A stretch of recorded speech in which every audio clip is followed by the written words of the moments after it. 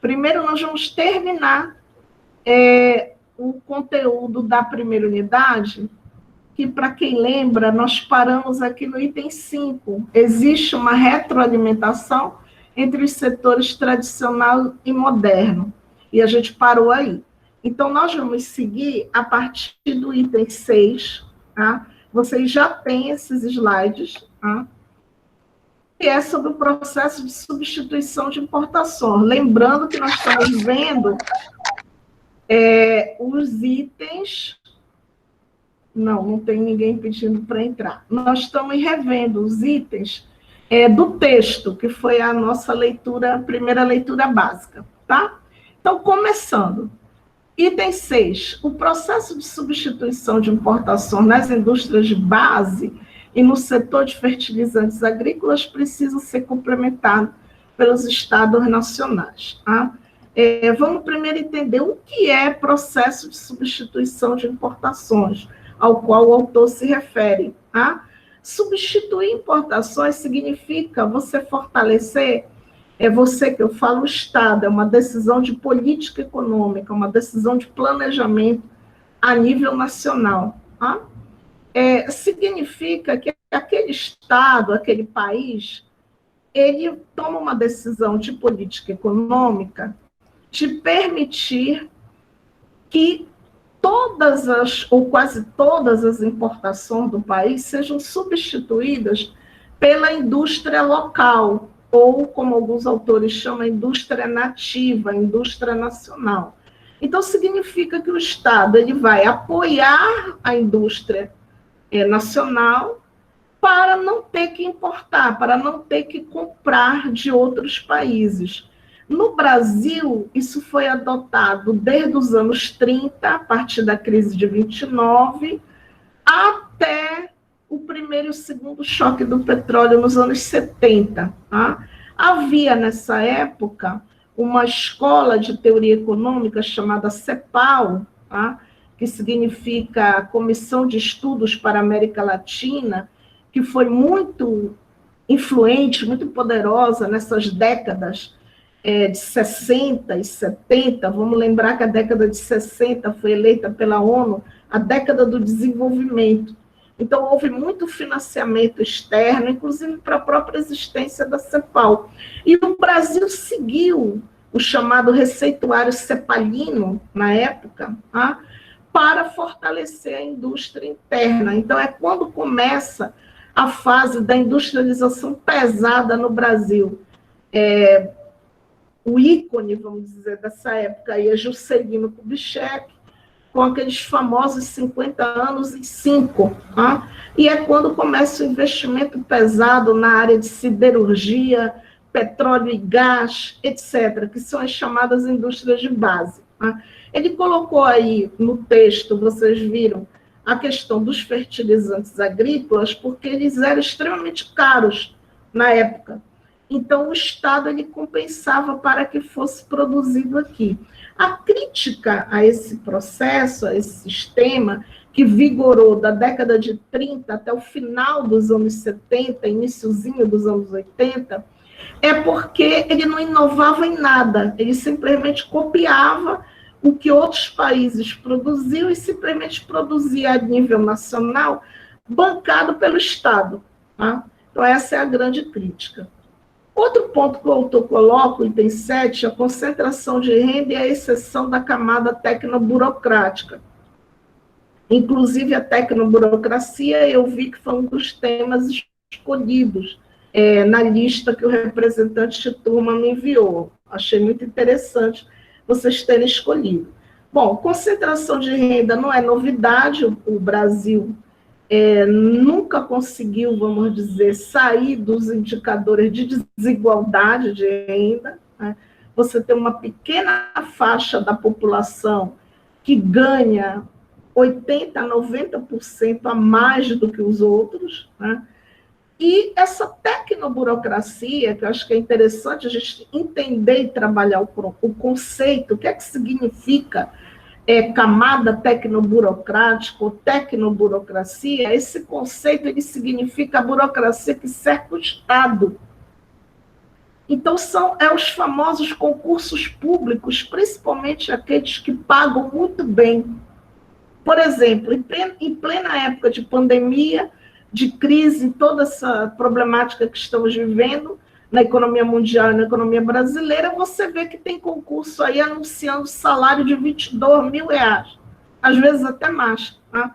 Então, isso é exemplo de tecnoburocracia. É aquele funcionário público altamente qualificado, que ganha muito bem, e que, no caso do Brasil, é interessante a gente falar, porque temos que atualizar o texto. Vocês viram que, originalmente, o autor escreveu em 77, a gente comentou isso na aula passada, mas trazendo para a atualidade, 2021, que é a nossa época, hoje essa tecnoburocracia está concentrada nas áreas de alta tecnologia e na área judiciária. Então, os concursos que mais, vamos dizer, pagam, anunciam melhor, mesmo por um cargo início de carreira, são cargos da área jurídica. Tá? Então, por isso que você vê os cursos de direito, vamos dizer assim, lotados sempre, a concorrência sempre muito alta, tanto na esfera privada, nas universidades e faculdades privadas, quanto principalmente nas universidades federais em todo o país. Tá? Ficou claro esse conceito da tecnoburocracia? Danilo está perguntando código de acesso do Classroom. Danilo, você não leu as orientações acadêmicas que eu enviei para o representante? Nós não usamos o Classroom. Tá? Então, por isso que você não vai encontrar código, porque não está sendo utilizado. Bom, voltando para cá, para o conceito. Alguém está com alguma dúvida do que é tecnoburocracia? É uma camada burocrática muito bem remunerada, muito poderosa, vamos dizer assim, que tem seus lobbies, seus jogos de interesse, mas nós não vamos detalhar isso agora. O importante é entender esse conceito. E o que eu estou chamando a atenção é que hoje, na nossa época, 2021, ela está concentrada no setor judiciário, os concursos da área jurídica, que são os que pagam melhor, geralmente com salários acima de 20 mil atualmente, e, de outro lado, os concursos da alta tecnologia, né? Por exemplo, engenharia mecatrônica, web designers, etc. Tá? São áreas que envolvem, por exemplo, uma das áreas que paga melhor hoje, em todo o mundo, nem é só no Brasil, é a área da criptografia, a área que trabalha com a questão criptográfica, que é o que mantém todo esse sistema tecnológico funcionando. Vocês sabem que, por exemplo, essa aula aqui, ela é comandada por uma inteligência artificial da plataforma Google, que é de uma empresa gigante da área da tecnologia, que é a Google, tá? E que fez convênio, eu estava até falando sobre isso no início com a Maria Carolina, fez convênio com o FPA e com várias universidades no mundo inteiro, nem é só no Brasil. Tá? Exatamente controlar esses controles aí de informação.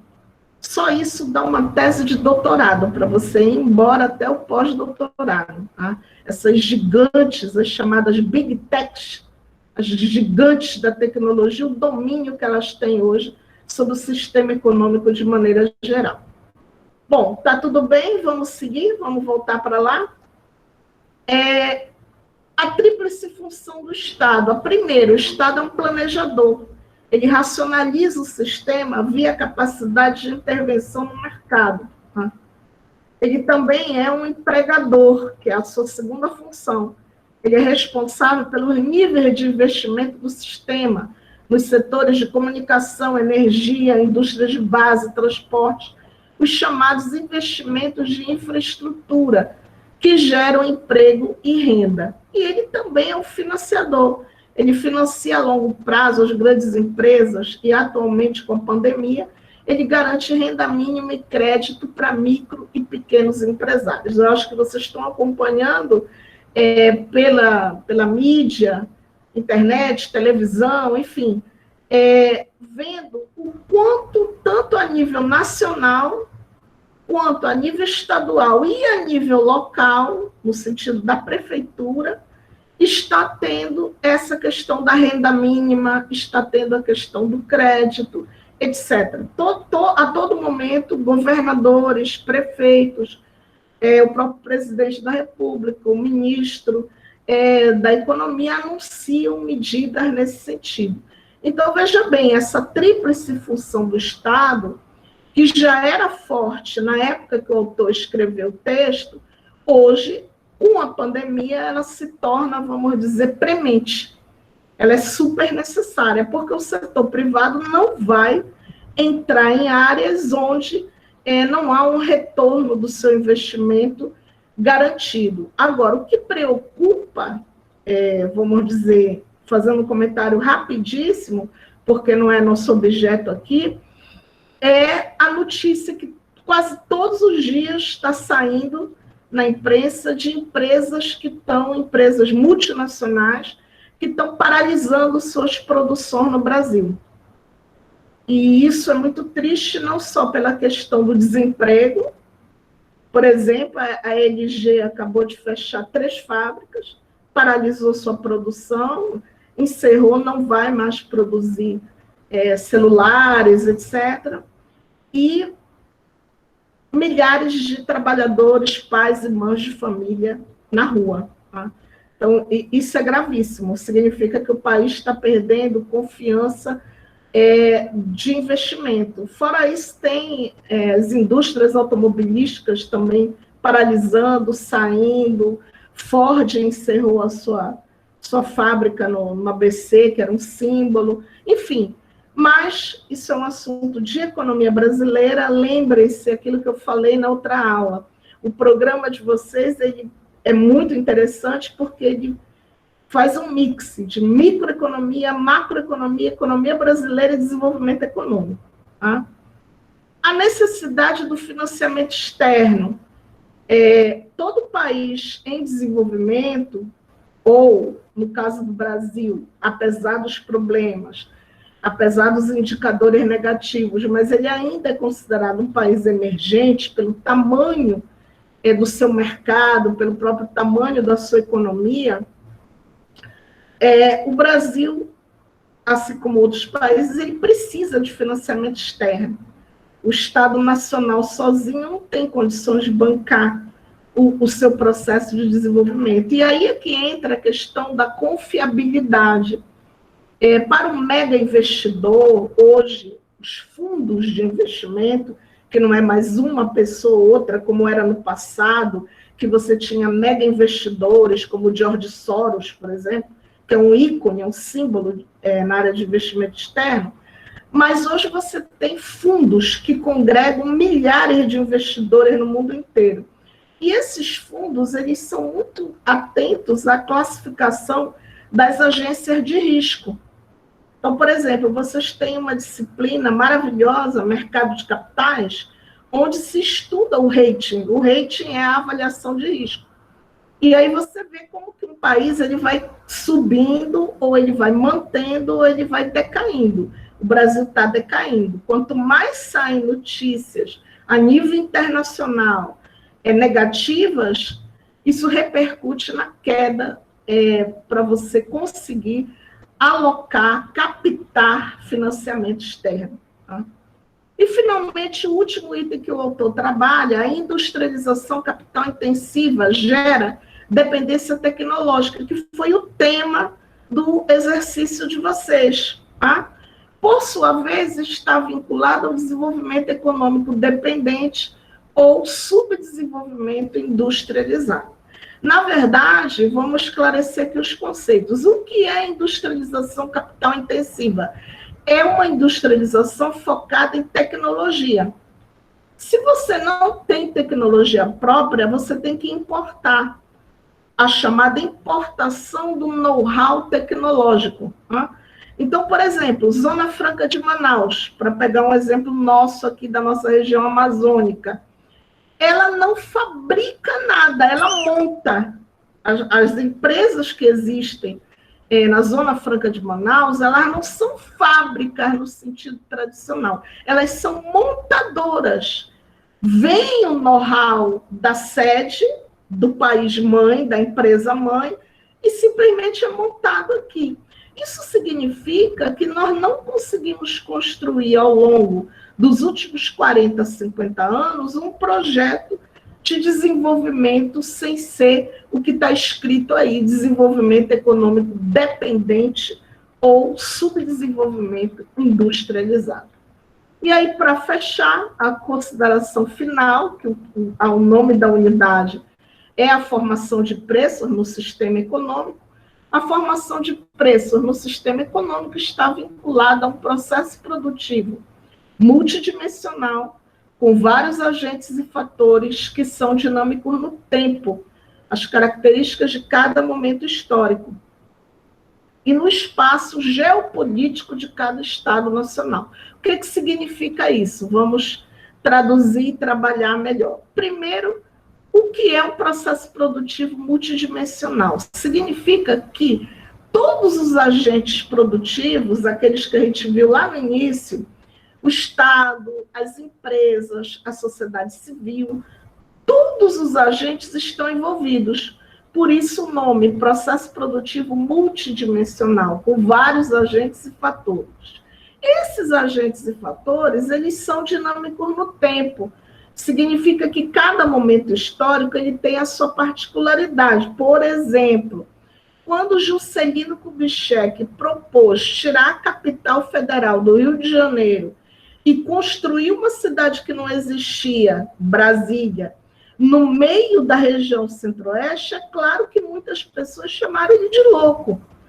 Que ele era louco, que isso não ia dar certo, etc, etc. Daí Brasília. Claro que até hoje há críticas. Por exemplo, Brasília só funciona de terça a quinta. É uma cidade que não funciona nem na segunda-feira, nem na sexta-feira, com raríssimas exceções, a não ser se tiver algo extremamente importante, um assunto muito urgente e tal. Uma cidade extremamente cara. Nós daqui de Belém não estranhamos, porque Belém, durante décadas, foi a segunda capital mais cara do país, só perdendo exatamente para Brasília. Tá?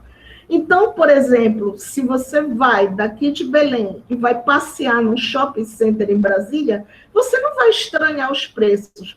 Mas se você vem do Rio, São Paulo, principalmente São Paulo, onde, por exemplo, roupas são extremamente baratas, você fica chocado. Nossa, mas como é que essa roupa custa esse preço, etc, etc. Tá? Mas nós aqui de Belém não estranhamos, porque nós já estamos acostumados a pagar um preço bastante elevado. Então, Brasília até hoje recebe inúmeras críticas, críticas políticas, críticas econômicas. Até hoje tem gente com saudade da capital no Rio de Janeiro, etc, etc. Tá? Mas é uma realidade. Funcionou, conseguiu dinamizar o processo do ponto de vista da produção, do ponto de vista político, trazer para o interior do país, que era o que Juscelino e sua equipe queriam, tá? Então, nesse aspecto, funcionou. Tá? E aí a gente chega na questão do espaço geopolítico. Cada país ele tem a sua peculiaridade. Então, por isso que é algo que a gente vê muito na imprensa, programas assim, tipo Fantástico, Domingo Espetacular, esses programas que são revistas eletrônicas, eles comparam muito o Brasil com outros países. Economicamente, você não deve fazer isso, exatamente pelo que está escrito aqui. Cada Estado nacional, cada país, tem o seu espaço geopolítico e, portanto, ele não pode ser comparado, porque ele tem uma cultura própria, ele tem uma história própria, e não dá para você comparar com outro país. Tá? Mas o tempo todo a imprensa faz isso. Isso não é de agora, não é por causa da pandemia, a imprensa sempre fez isso. Tá? Por exemplo, há uns anos atrás, era muito comum aparecer no Fantástico exemplos de pessoas assim, fulano de tal era um gerente de banco em São Paulo, e ele foi embora para os Estados Unidos, hoje ele é motorista de limusine em Nova York. Ah, mas ele vive muito bem, tal e tal. O que as pessoas não percebem é que se isso é verdade, aquela pessoa era um gerente de banco em São Paulo, ele tinha um status na sociedade como um gerente de banco. Se ele foi para Nova York e ele é um motorista de limusine, na economia nova-iorquina, ele é apenas um motorista de limusine, como milhares de outros. Então, percebem que não tem como você considerar uma estrutura com outra. A história econômica norte-americana é totalmente diferente da história econômica brasileira, mas a mídia, de maneira geral, não considera e faz esse tipo de matéria, e isso induz, ao longo de anos, principalmente jovens, tem muitas pessoas que dizem assim, eu prefiro ser garçom ou garçonete no Canadá do que eu ser um administrador, um economista, um médico, um engenheiro desempregado no Brasil. E por aí vai. Tá? Bom, com isso a gente termina o que ficou faltando da aula passada, e aí estamos prontos para entrar na aula de hoje, que é a unidade 2. Mas antes de entrar na unidade 2, eu queria checar se há alguma dúvida dessa unidade 1, principalmente esse trecho que a gente comentou agora, que tinha ficado faltando da última aula, que não deu tempo da gente ver. Tá tudo bem? Para quem não lê o texto, que é claro que sente uma dificuldade, eu recomendo fazer a leitura do texto, porque aí você vai entender ao que nós estamos nos referindo. Lembrando que essa foi a primeira atividade assíncrona da turma. Foi exatamente a leitura desse texto. Tá? Bom, tudo bem? Tem alguma coisa que eu falei que não ficou claro? Por favor, fiquem à vontade. Nós estamos dentro do que estava planejado. Tudo certo. Que bom. Então, vamos lá. Vamos para a nossa aula de hoje, que é a nossa atividade de hoje. Tá? Esses slides eu vou enviar para o representante da turma. Tá? Se eu não conseguir enviar amanhã, que é sábado, é um dia complicado, mas no máximo na segunda-feira eu envio para ele tanto o vídeo da aula, que está sendo gravada, quanto os slides da aula de hoje. Lembrando que os slides da outra aula ele já tem, que já haviam sido enviados, tá? Então, vamos lá. A nossa unidade 2, ela chama-se Teoria da Produção, um novo enfoque a partir da economia Donut. Tá? Economia Donut, antes da gente entrar no item 1, Donut é aquela rosquinha que é muito utilizada nos Estados Unidos e na Inglaterra também. A autora dessa nova teoria, a professora Kate Raworth, ela é inglesa, mas ela morou muito tempo, estudou, fez pós-graduação nos Estados Unidos. Então, ela usou esse nome, Donut, que é realmente o nome lá da rosquinha, e que no Brasil ficou como economia circular, porque para a nossa cultura, aquilo que a gente estava falando, a cultura e a história de cada país, para o brasileiro não faz nenhum sentido você falar economia donut. O que é donut? A maioria das pessoas não sabe. Então, aqui ficou com o nome de economia circular, inclusive no curso de economia, para vocês terem uma ideia, já está sendo ofertado como optativa, pela primeira vez, a disciplina Economia Circular, tá? Com o nome que ficou conhecido no Brasil, Economia Circular. Tá? Então, vamos entender o que é esse novo enfoque da teoria da produção. Tá? Item 1, os antecedentes, quer dizer, o que é que veio antes da teoria da professora Kate. Primeiro, desde os anos 70, há o questionamento do referencial neoclássico de que há uma infinitude dos recursos naturais necessários à produção geral do sistema econômico. Vamos lembrar que as unidades de vocês, do conteúdo programático de vocês, elas estão interligadas. Então, primeiro nós estudamos formação de preços no sistema econômico. Vimos o que era um sistema econômico. Agora nós vamos ver a produção dentro desse sistema econômico. Então, vamos começar explicando o que é referencial neoclássico. Né? Vamos lembrar que o prefixo neo significa novo e clássico, a primeira escola do pensamento econômico, que foi a escola criada por Adam Smith, que é chamada em vários manuais de história econômica, aqueles livros enormes, que até hoje a gente vê aí nas livrarias, aqueles manuais enormes de economia.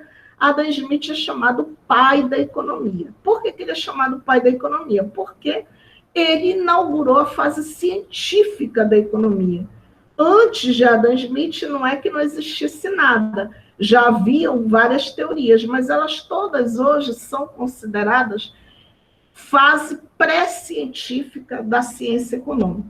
Então, por isso que vários autores, principalmente historiadores econômicos, chamam Adam Smith de pai da economia. E isso foi estudado em Economia Geral 1, que é a questão do referencial clássico.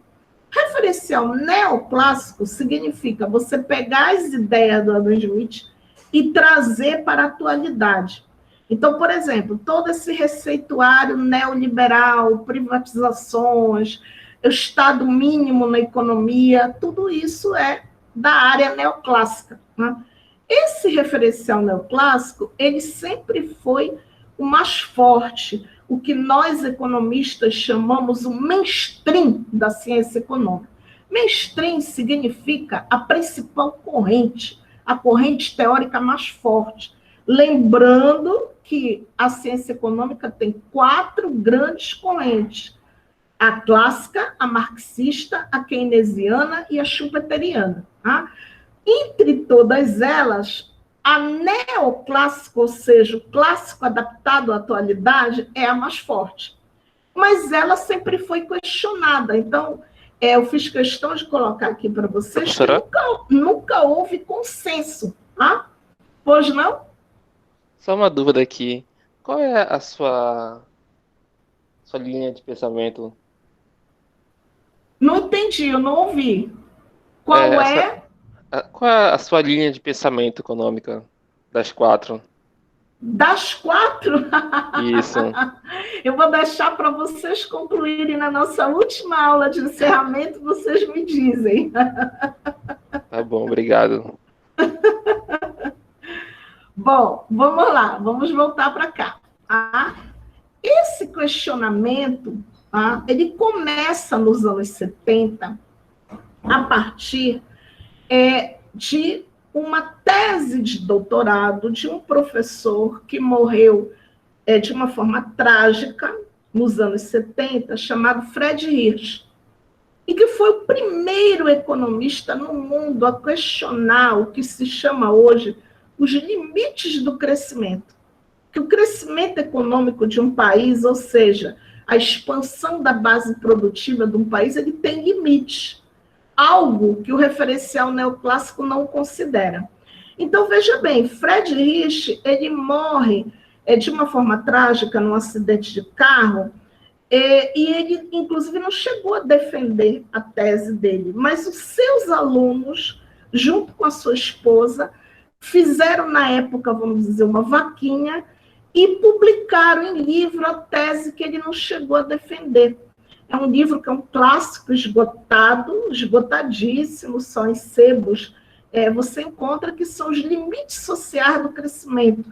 É um livro muito específico da área de desenvolvimento econômico para economistas que trabalham a questão do crescimento versus desenvolvimento. Tá? Então, por exemplo, não é recomendado em absoluto para outros cursos, nem muito menos para disciplinas introdutórias, como é o caso de vocês, Economia Geral 1, Economia Geral 2. Eu estou citando para vocês entenderem o debate teórico.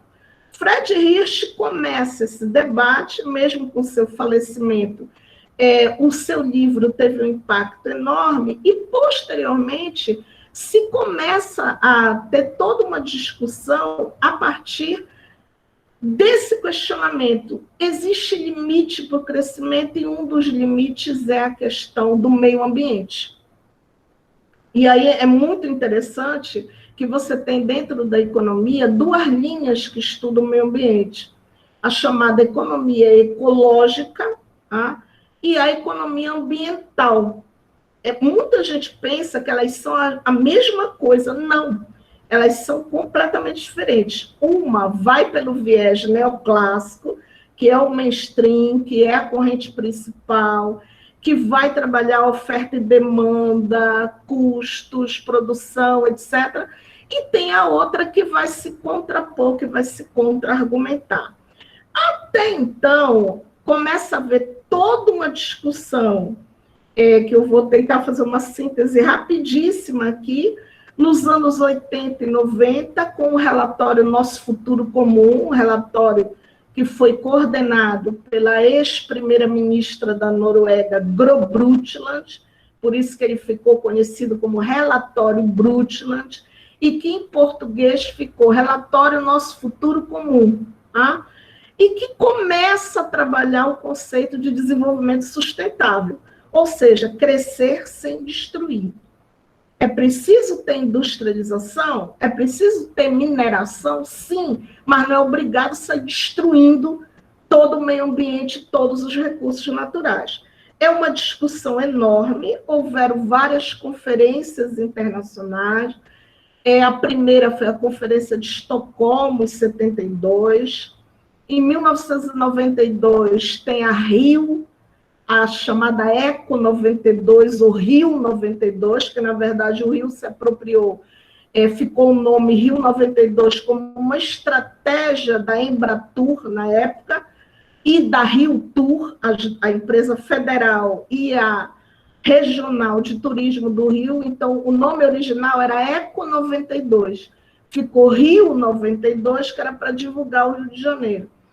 E uma coisa que eu faço questão de citar aqui para vocês é o seguinte: na abertura, na época foi tão badalado que as televisões, todos os canais se uniram, fizeram um pool de transmissão para a abertura da Rio 92, em grande estilo, todos os canais passando a mesma coisa. Tá? E a abertura da Rio 92 foi com a Gro Brundtland. E ela fez assim, uma coisa que entrou para a história. Quando ela cumprimentou todos os membros da mesa, as autoridades, virou para a plateia e disse assim: senhoras e senhores, eu pergunto a vossas excelências o que nós estamos fazendo aqui? E aí vocês imaginem o silêncio geral absoluto. Ficou por longos minutos. E aí, após quase 5 minutos de silêncio total, ela continuou e disse assim: eu estou provocando vocês porque há 20 anos atrás, na Conferência de Estocolmo, em 72, tudo que nós dissemos que íamos fazer, nós não fizemos nada. E 20 anos se passaram. Estamos aqui no Brasil, no Rio de Janeiro, 92. Estamos fazendo o que aqui? Novas promessas que não serão cumpridas? Até hoje, essa abertura ela é estudada, inclusive, nos cursos de jornalismo, nos cursos de comunicação. Esse vídeo é passado como uma das melhores, mais impactantes aberturas de um evento mundial. Tá? E aí, com essa provocação, a Rio 92 acabou gerando uma carta, que foi a carta da Rio 92. Posteriormente, teve a Rio +10, na África do Sul, em 2002, e, finalmente, a COP15, em Paris, em 2015. Tá? Já trabalhando com novas tecnologias, a questão do barateamento da energia, com placas fotovoltaicas, trabalhando a questão dos alimentos, enfim, uma série de questões novas, todas oriundas desse questionamento. Então, veja bem, nós estamos em 2021, eu não podia dar a vocês, ministrar um tema sobre teoria da produção sem falar em todas essas mudanças que vem acontecendo dentro da ciência econômica. E aí a gente volta para cá, que é algo que eu tenho que falar, que em 2005, um economista polonês chamado Christian Peterman, ele criou o conceito da bioeconomia, que é aquela que afirma ser possível desenvolver uma economia de base biológica, substituindo os produtos que hoje são feitos por meio de combustíveis fósseis. E dados de novembro de 2019 demonstram que a bioeconomia movimentou, prestem bem atenção, só na Europa, 2,3 trilhões de euros, gerando 18 milhões de empregos. Isso é maravilhoso. Tá? São vários produtos, serviços, que eles estão deixando de ser produzidos de uma forma tradicional, com desgaste do recurso natural, e que estão sendo substituídos por novas tecnologias. Claro que essa produção ela envolve a variável tecnologia de uma maneira fortíssima, como nunca a humanidade viveu, como a própria ciência econômica nunca experimentou. E, afinal, o que é a economia donut? Em 2017, a economista Kate Raworth lança o seu livro Economia Donut, que chegou ao Brasil em 2019, também chamado de economia circular. Em outras palavras, a economia circular significa estabelecer uma nova conexão entre produção e circulação de bens e serviços, que impacte positivamente nos custos, tanto fixos como variáveis, para que todos possam ter acesso. Aqui tem duas questões teóricas fundamentais. Primeiro, a nova forma de precificação, que a gente já vai ver daqui a pouco. Você passa a incluir nesses custos, tanto fixos como variáveis, lembrando, custo fixo, aquilo que você precisa no processo produtivo, sempre. Por exemplo, energia elétrica é custo fixo. Variável, por exemplo, você contratar um consultor ou uma empresa de gerenciamento de crise. Isso é um custo variável. Você não precisa todo mês de um consultor. Você não precisa todo mês de uma empresa de gerenciamento de crise. Tá? Isso é o primeiro fator teórico muito importante, essa questão dos custos. Tá? E, de outro lado, essa questão aqui final que a professora Kate coloca, que todos possam ter acesso. Significa você inserir dentro do sistema econômico fatias da população que antes não tinham acesso a nada. Daí a ideia da transferência de renda básica ou transferência de renda mínima. Você encontra as duas conceituações. Tá? Então, como é que seria essa nova fixação de preços? Ela teria que seguir 3 princípios. Primeiro, a fixação de preços com custo total, ou seja, eu vou incluir nos meus preços de mercado aquele preço final. É lá que a gente discutiu na outra aula, não sei se vocês estão lembrados, da questão da marca, o luxo da marca, que é um custo de mercado. Tá? Você vai incluir no preço final aqui do mercado os custos nocivos dos danos causados ao meio ambiente. Então, que tipo de dano aquele produto causou, se é que houve algum dano, é claro, e como que isso vai impactar no custo do produto final? Então, eu vou dar um exemplo para vocês, para não ficar assim, muito teórico, abstrato. Na década de 90, o professor Thomas Mitschai, do NAIA, sua equipe, haviam vários outros professores, eles conseguiram fazer vamos dizer assim, uma parceria com a Mercedes-Benz para que parte da sua linha de produção, bancos, em alguns modelos de carro, óbvio, não eram em todos, fossem feitos a partir da fibra do coco. E esse coco, essa fibra, ele era produzido por algumas comunidades daqui do Pará, do interior do Pará, que tiveram acesso a essa parceria através de pesquisa no NAIA. Não foi só, eu estou lembrando aqui a pesquisa do professor Thomas Mitchai, mas não foi só a dele. Haviam várias outras pesquisas, professora Edna Castro, que inclusive ano passado recebeu uma homenagem belíssima do Conselho Máximo da Universidade, o CONCEP, lhe concedendo o título de doutora honoris causa, embora que ela já é doutora há muito tempo, há mais de 30 anos, mas no sentido de uma pessoa que colaborou para o desenvolvimento da Amazônia de uma maneira assim ímpar, né? Então, essa questão de você ter uma nova parceria entre empresas, universidades, pesquisas, com novas tecnologias, envolvendo as comunidades, o fato, por exemplo, da Natura usar extratos que são coletados em algumas comunidades, também veio de pesquisas, não do NAIA, mas acho que do ITEC, né, do Instituto de Tecnologia, enfim, eu não sei o detalhamento. Mas essa questão, ela é fundamental na nova, vamos dizer, nova teoria da produção. Tá? Segundo, criação de soluções em que todos ganham, articulando economia e meio ambiente, e responsabilidade com as futuras gerações, deixando suportes financeiros, produtivos e ambientais. Gente, vejam bem, economia não tem milagre, economia, as coisas são muito claras.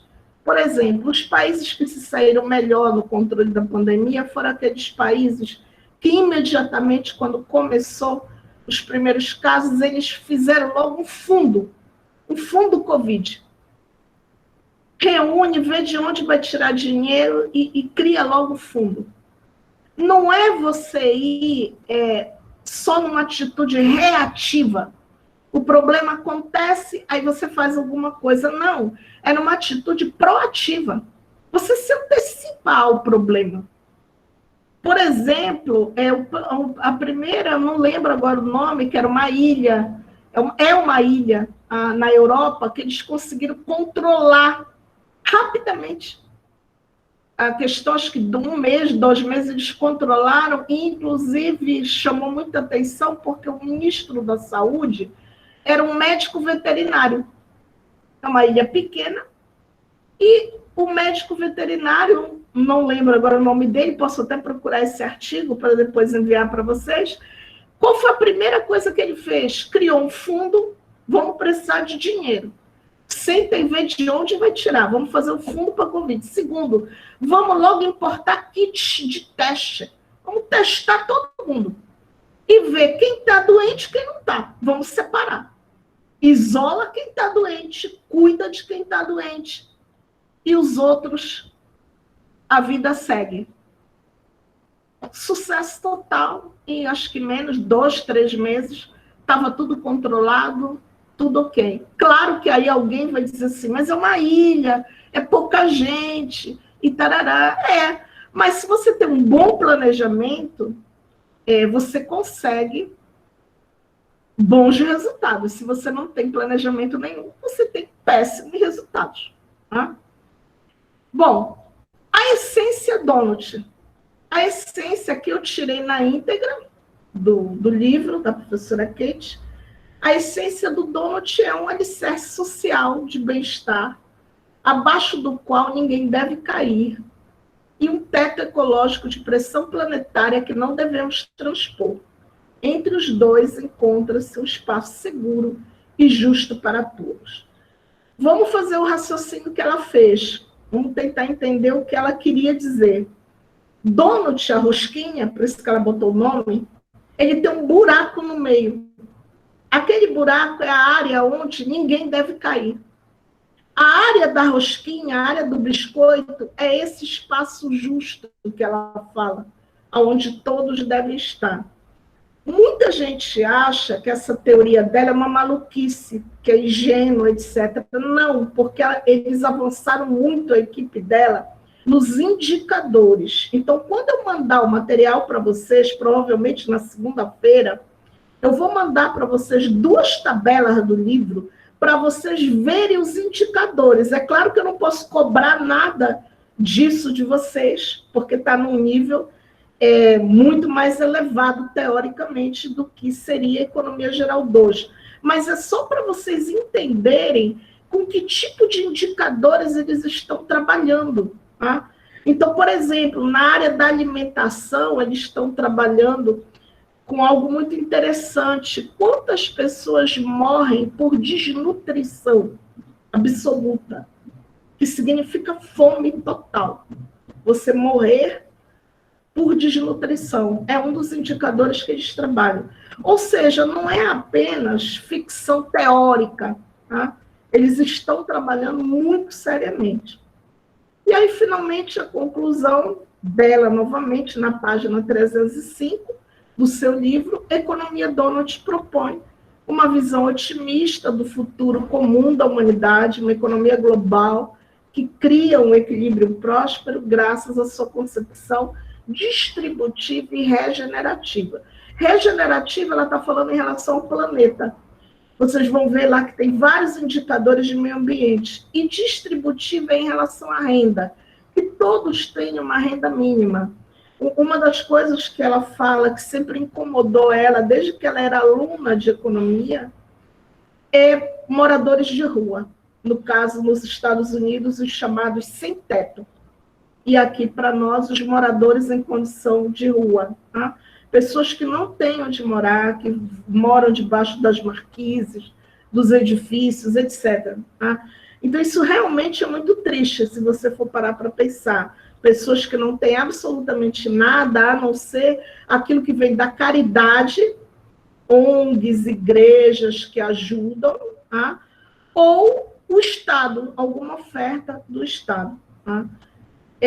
Finalmente, as críticas, que é uma teoria nova, como tudo que é novo, né, 2017, é muito criticado. Por ser um referencial teórico novo de 2017, a própria ciência econômica, os economistas possuem uma resistência às suas ideias, às vezes taxando-as de ingênuas e sem condições teóricas de fazer frente à teoria tradicional, que envolve os conceitos da demanda e da oferta agregadas, tema da nossa próxima unidade. Vocês vão ver a diferença na nossa próxima unidade, unidade 3, que vai ser exatamente esse título, demanda e oferta agregada, é a teoria tradicional. Eu ousei fazer uma inversão, vamos dizer, o método conservador seria ver primeiro a teoria tradicional e depois ver a teoria nova. Mas eu, de propósito, eu fiz uma inversão porque eu queria mostrar para vocês, primeiro, o que é que tem de mais atual na ciência econômica. E depois a gente volta para trás e vê o tradicional. E vê o que está sendo ensinado há séculos, curva de oferta e demanda, elasticidade, preço e renda, etc., etc., que é, vamos dizer, o economês clássico, o economês tradicional. Vocês sabem que a economia, assim como a medicina, quando um economista quer que ninguém entenda o que ele fala, ele entra no economês, assim como o médico, se ele usar uma linguagem técnica totalmente, só outro médico, só outro profissional da saúde vai entendê-lo. Um enfermeiro, um fisioterapeuta, etc. Mas nós, os cidadãos comuns, que não entendemos de medicina, a gente não vai entender. A mesma coisa, o economista, quando você vê uma palestra de um economista, o que eu acho engraçado é que a maioria das pessoas bate palmas, fica assim encantada, né? E só para a gente relaxar um pouco, vou contar um episódio para vocês. A Faculdade de Economia, na virada dos anos 2000, trouxe um dos maiores professores da USP e da PUC de São Paulo para um evento. E conseguimos trazer o professor, doutor, hoje ele já é pós-doutor, Júlio Manuel Pires. E ele foi lá, o tema era economia brasileira, naquela época, né? Acho que isso foi em 2001, tá? Se não me falha a memória. E ele fez todo um apanhado, só que a linha dele é uma linha técnica, neoclássica, pós-keynesiana, monetarista, tal. Então, ele mergulhou fundo. Aí, quando acabou, o auditório veio abaixo, estava super lotado, todo mundo batendo palma. Eu levei a minha turma, e aí eu falei para os alunos que estavam do lado, vocês entenderam o que o professor Júlio acabou de falar? A professora foi indo, não entendi nada. Então, veja assim, alunos de economia sem entender nada do que um economista está falando, porque ele usou o economês, vamos dizer, técnico profundo, né? Eu acho o oposto. Eu acho que o nosso papel é traduzir. Então, nós, professores, eu sempre interpreto que nós somos tradutores do conhecimento para o nosso aluno. Então, a gente tem que pegar o nosso tema, seja ele qual for, e traduzir, tentar traduzir para que o nosso aluno entenda. Então, é isso que a gente está fazendo aqui agora. Tá? Gente, perguntas. Eu imagino que tem um monte de perguntas, a gente conseguiu terminar dentro do prazo, são 6h28, e eu estou à disposição de vocês para as dúvidas. Enquanto vocês pensam nas perguntas, eu queria só aproveitar que está gravado e tem gente que vai escutar depois, que não pôde participar hoje, por algum motivo, lembrando 2 itens sobre a primeira avaliação. Um, que nós não vamos aceitar trabalhos individuais. Se você ainda não tem equipe, você tem que entrar numa equipe. Entre em contato com o representante da turma, com o Denis, e veja uma equipe que você possa entrar, se você ainda não tem equipe. E a segunda questão, ainda em relação à primeira avaliação, é que se você não terminar na data da primeira chamada, você sente que ainda está faltando finalizar o trabalho, alguma coisa que você queria complementar, não se preocupe, não tem problema nenhum. Não precisa fazer requerimento, não precisa burocracia nenhuma, simplesmente entregar na data, ou em primeira chamada, ou em segunda chamada. A segunda chamada, vocês já viram na nossa agenda, que está lá no CIGAR, ela é 1 semana após a primeira chamada. Por quê? Porque exatamente, se você sente que ainda está faltando, que o trabalho ainda não está bom, ainda não é o trabalho que você quer entregar, finalize com calma, você tem mais 1 semana e entrega na data da segunda chamada. E eu aproveito, já vou falar para vocês uma informação que às vezes a gente pensa, nós professores, que é alguma coisa tão óbvia que a gente não fala. Ontem um aluno da minha outra turma me perguntou assim, professora, está correndo um boato de que no dia da primeira chamada e no dia da segunda eu tenho que entregar até o horário que a aula termina. Não, quem inventou esse boato? Isso não é verdade. Você é igual, nós não estamos trabalhando remotamente, então é igual como as plataformas consideram. O dia de hoje, para a plataforma, ele vai até que horas? Às 23h59. É igual como você vai se inscrever num concurso. Não está lá? Prazo de inscrição até as 23h59 do dia X. A mesma coisa a entrega de trabalho. Se você vai entregar na data da primeira chamada ou na data da segunda chamada, o horário é o mesmo, até as 23h59. Eu só vou ver no dia seguinte. É óbvio que você postar quase meia-noite, eu não vou ver. Mas no dia seguinte, a plataforma, ela registra o horário. Tanto é que eu corrijo pela ordem de envio. Aqueles que primeiro enviam são os primeiros que são corrigidos. Porque a plataforma, ela arruma para mim. Ela mostra direitinho a hora que você enviou. Então, é tranquilo. Eu sei exatamente quem enviou primeiro, quem enviou depois. Agora, isso não influencia em nada o conceito. Tá? É apenas uma questão de ordem, de dar um ordenamento para o trabalho. Gente, perguntas?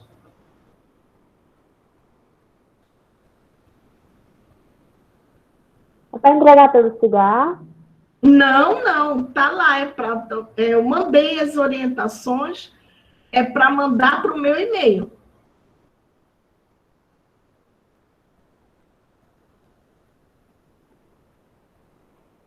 Entendi. Na data que você for entregar, que a sua equipe for entregar, ou na primeira chamada, ou na segunda chamada.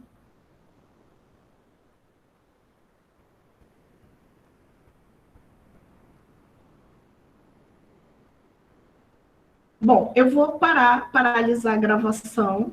Tá? Agradeço a presença de todos. Estou interrompendo a gravação.